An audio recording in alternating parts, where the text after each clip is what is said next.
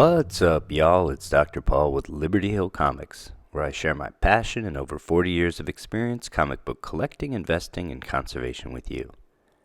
Today, we're continuing the conservation project for this copy of Flash number 123, the first appearance of the Golden Age Flash Jay Garrick in the Silver Age, and the first acknowledgement of an alternate reality in which the Golden Age heroes exist, which is the beginning of the multiverse concept in comic books.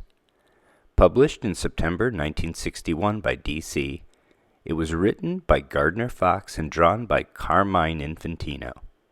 It is also the first appearance in the Silver Age of Golden Age Flash villains, the Fiddler, the Thinker, and the Shade. This is a huge Silver Age key without which the multiverse concept in both DC and Marvel Comics wouldn't exist. In Episode 1, we completed a thorough assessment of this book and developed a conservation game plan. The cover had a small hole in it, but the major flaw we uncovered is that it appears someone spilled a can of Coke on the interior of this comic book, and wraps 1, 6, 7, and 8 were affected fairly dramatically. Wrap 8 is the centerfold, which appeared to be ground zero for the spill, and also has a spine split we need to address. Here is our conservation plan for the book, including disassembly, wet cleaning, deacidification, resizing for the cover, stain removal for the inner wraps, tear seals, cold press, reassembly, folding, and final press. In Episode 2, we disassembled the book to prepare for the coming work, setting aside the staples for use during reassembly later, carefully noting both the position and the orientation of each staple, and safely storing the interior pages away in Mylar whilst we work on the cover. In Episode 3, we completed work on the cover. We performed a total of 3 aqueous baths, each for 5 minutes. The first had a primary function of wet cleaning and contained a surfactant as well as calcium hydroxide in warm water. The second bath's primary function was to rinse away residual contaminants and the surfactant and consisted of calcium hydroxide in warm water. The last bath had a primary function of resizing the cover and contained methyl cellulose as a resizing agent, along with calcium hydroxide to leave an alkaline reserve in the comic book to protect against future acid-catalyzed hydrolysis of the paper. The rationale, formulae, calculations, and methods for all of these processes are explained in detail in my video on Advanced Comic Book Cleaning, Deacidification, and Resizing Methods, which you can view by following the link to that video if you're interested. After all of the wet work was done, we completed an archival tear seal and began our drying and cold press process. The results were phenomenal, a cover which was dramatically brightened without substantial loss of ink, and the tear seal strengthened the page and was essentially invisible.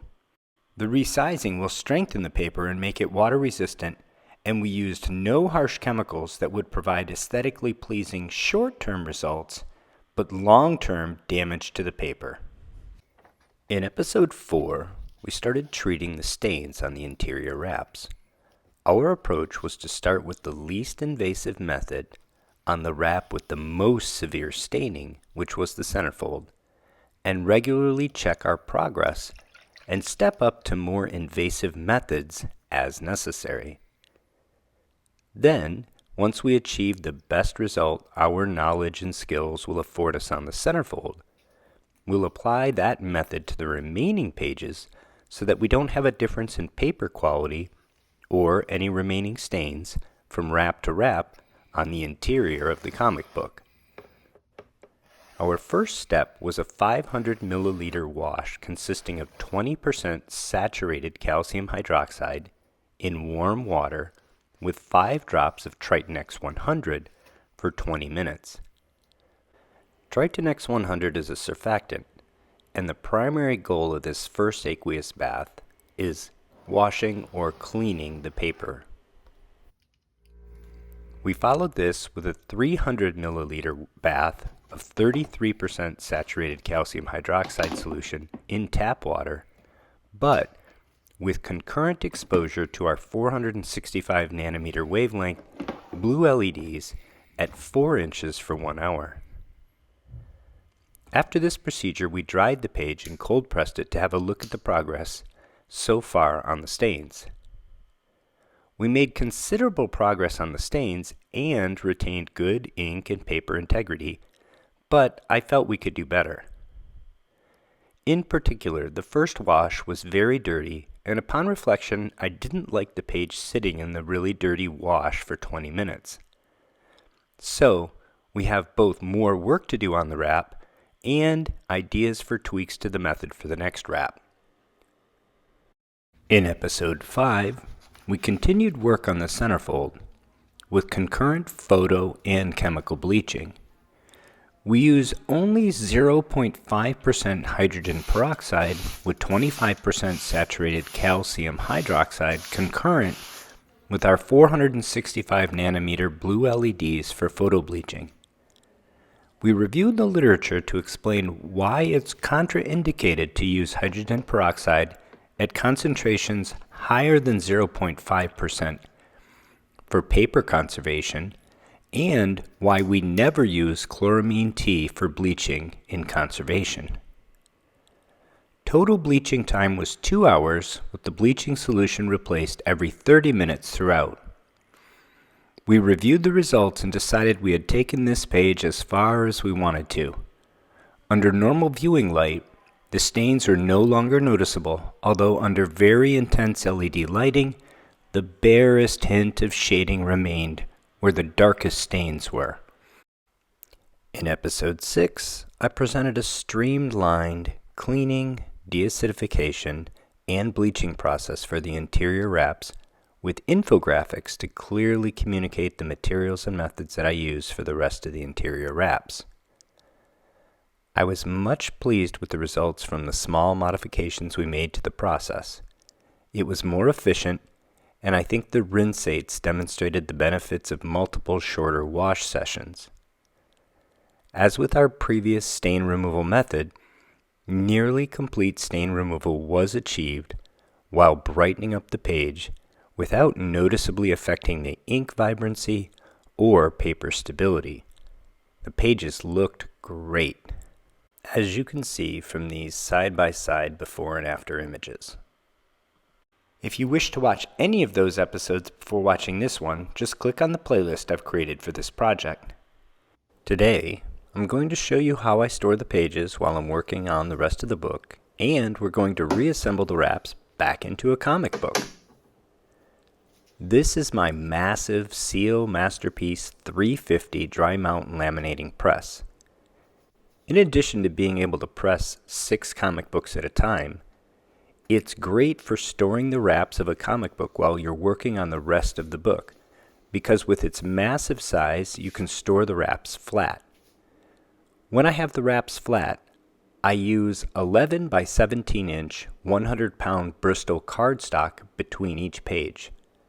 I put a link to the exact paper I use in the video description if you're trying to replicate the methods I use. This is just thick enough and absorbent enough that the pages can go into the press a little bit damp and they will dry out nicely. The smooth Bristol surface gives the wraps a like-new texture, keeps them from curling as they dry, and keeps them safely organized and out of harm's way while I complete the rest of the work on the other wraps. The last wrap went into this cold press 2 days ago, so it's time to pull the entire stack out of the press and get to work reassembling them. I start by separating the pages of the comic book from the Bristol paper as you see me doing here. When I work on the wraps, I usually try to keep them in order, and I put them into my cold press in order. But now is a good time to triple check that all of the wraps are correctly sequenced. You don't want to be putting the staples back into the stack and have one of the pages either out of order or with the incorrect orientation. It's a joy to flip through these pages with this beautiful Carmine Infantino art And now that they've been cleaned and deacidified and bleached for stain removal, they look almost new. This looks like an entirely different book. So I'll get the Bristol paper out of the way. And the best way to level all the pages is just like you learned in elementary school. Just tap it on the table. So we've talked about this before, but each of the leaves is a different width. Because the book is cut after it's folded, so if you just level the book to either the left side or the right side, you are not going to get everything lined up correctly. So I do like this. I like to level it similar to how it's going to be when it's folded, and let the pages wrap around themselves in a natural way. Sometimes I'll check the bottom to see where the paper grabber is. Here's another good thing to do. Check that the distribution ink on the top lines up really well across all the pages. Once I'm satisfied with that, I'll reunite the interior wraps with the cover, and I'll spend some time making sure that it's lined up really well, top and bottom.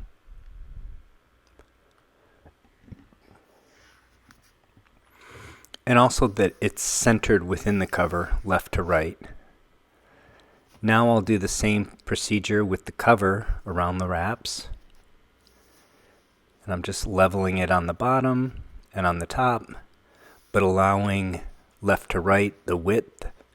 I don't want to level either the left or the right side because it's going to give me a janky side on the other side. Whichever one I level, the other one is going to have all of the extra widths in one side, which is not what we want. We want them evenly distributed.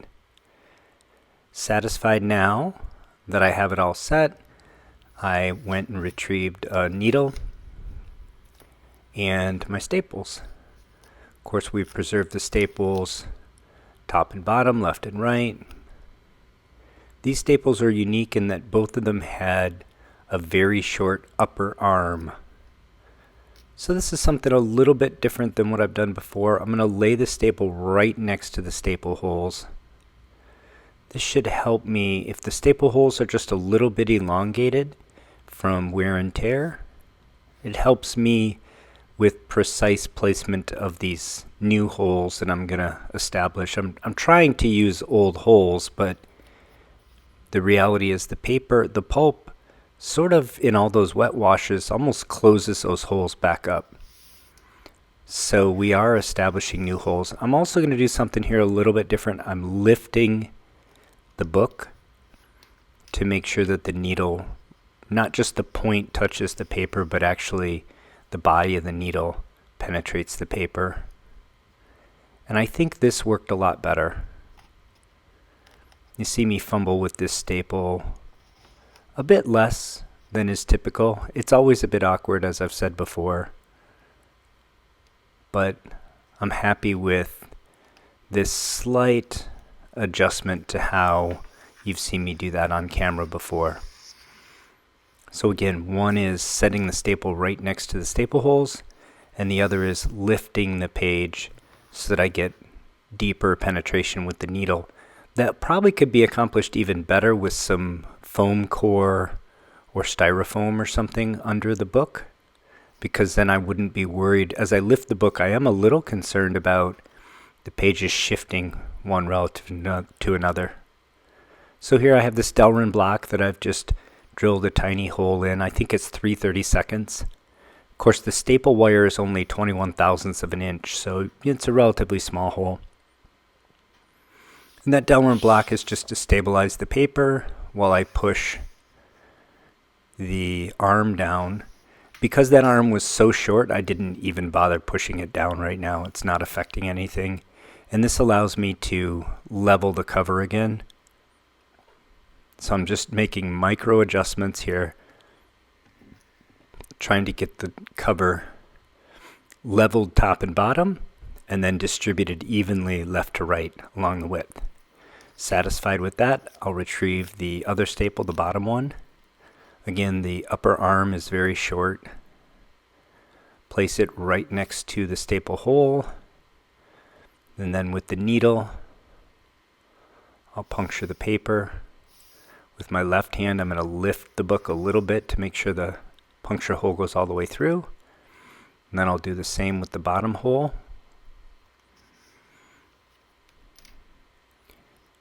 And I actually dropped this staple 3 times, partially because that little mini arm didn't allow much to get purchase.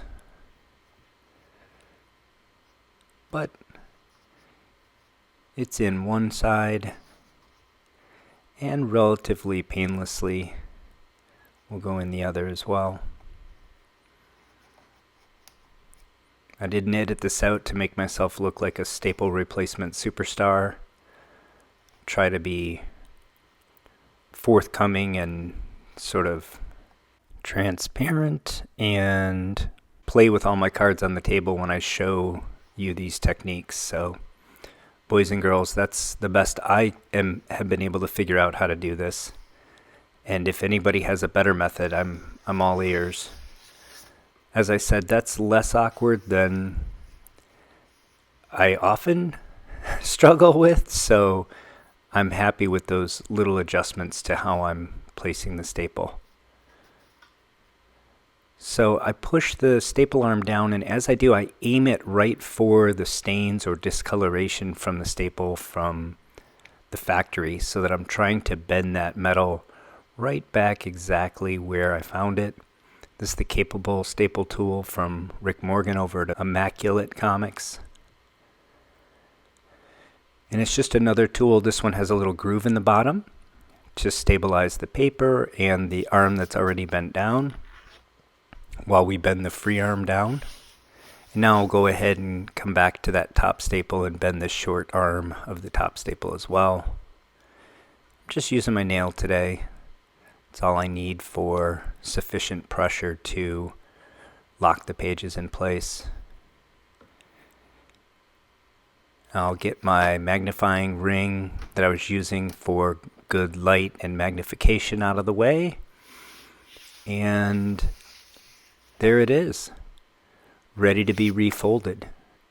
As I said, this book does not even look like the same book we started with. It really has been transformed. All right, let's wrap up here for today. I sincerely appreciate you joining me today for episode 7 of this conservation project. Next episode, we'll put the fold back in this book, put it in the final press, and I'll show you all of the before and after pics because we'll be done with this project. Most of the materials I use today are available from Amazon in the affiliate links in the video description if you need any of them for your own conservation efforts. And if you enjoyed this video, please take a few seconds to give it a thumbs up, leave me a comment, subscribe to the channel if you haven't already. If you want more comic book conservation content, check out our Facebook group, the Comic Book Conservation Community. Until next time, take care of one another.